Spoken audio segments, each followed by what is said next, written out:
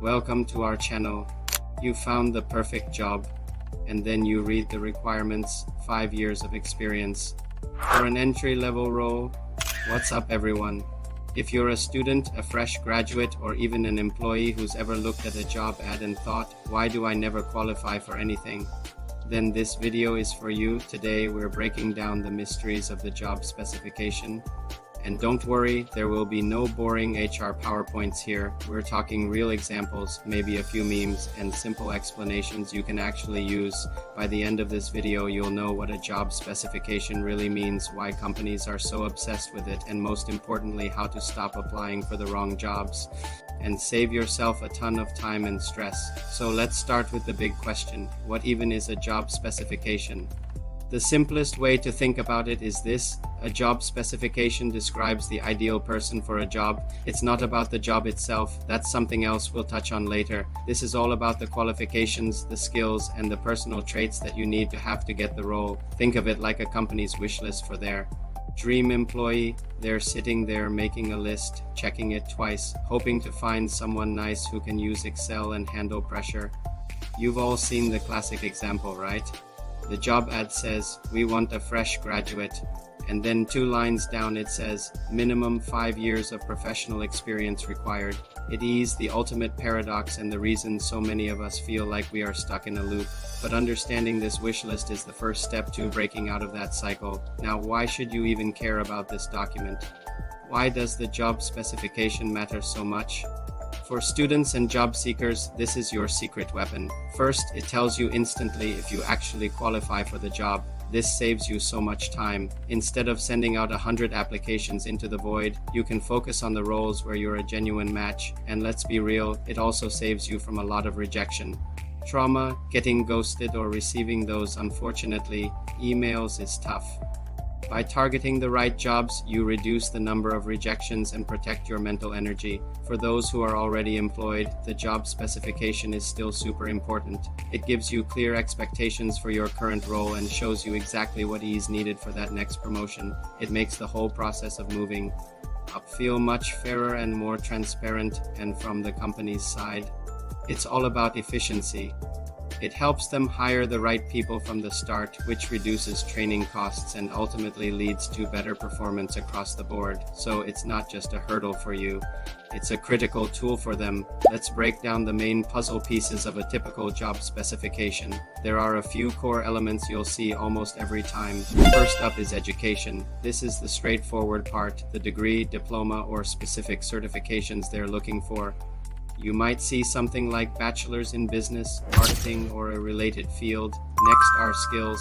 This is a big one, and it's usually split into 2 types. You have technical or hard skills, which are things like knowing how to use Excel, coding in Python, or being proficient with design software. Then you have the soft skills, which are all about how you work with others, things like communication, teamwork, leadership, and adaptability. Number 3 is experience. This is where things can get tricky. Job ads will specify if they're looking for someone who is entry-level, mid-level, or senior, usually tied to a number of years. This is where you have to watch out for those unrealistic requirements we talked about. A good rule of thumb is if you meet about 70–80% of the requirements, it's still worth applying. Don't let a 5 years requirement scare you off if you have a strong 3 or 4 years of highly relevant experience. After that comes abilities. This is about your innate or learned capabilities for performing certain mental tasks. Think problem solving, decision making, and time management. They want to know if you can think on your feet and handle the pressures of the role. And finally, we have personal traits. This is the personality section of the wish list. Are you responsible, flexible, creative, a team player? They're trying to figure out if your personality will be a good fit for the company culture. Can you survive tight deadlines with a positive attitude?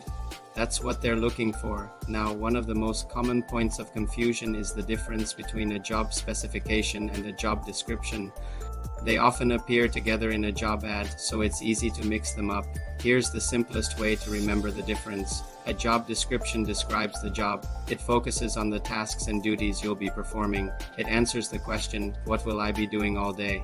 So things like manage social media accounts, prepare monthly reports, or collaborate with the sales team all belong in the job description. A job specification, on the other hand, describes the person. It's focused on you, your skills, your education, your experience. It answers the question, who is the company looking for? To make it even easier, here's a memory trick. JD is for job duties, JS is for the super person they want to hire. So the job description is the what, and the job specification is the who. So how does this all play out in the real world beyond just job applications? Job specifications are everywhere. Once you start looking for students, they pop up in internship requirements and even for scholarship selections. They're used to filter applicants and find the best candidates. For employees, they're the backbone of your career path. The specs for a senior manager role show you exactly what skills and experience you need to gain to get that promotion. They also inform what kind of training your company might offer you, and for the HR department, this is their bread and butter. They use it for recruitment, for setting performance standards during annual reviews, and for overall career planning within the company. Of course, there's the official version, and then there's the workplace. Reality, the job spec might politely say, must be able to work well under pressure.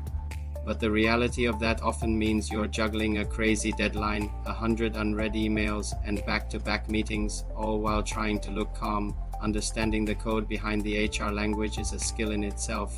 Let's wrap this all up. The key takeaway today is that a job specification is not there to scare you or make you feel unqualified. It's a tool. It's designed to match the right person with the right job at the right time.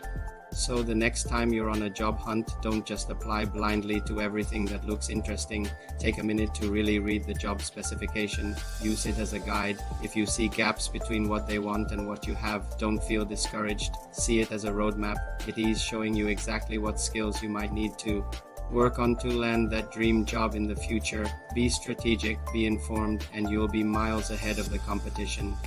Thanks for watching, and if you found this helpful, don't forget to like, subscribe, and hit that notification bell so you don't miss our next video. See you then.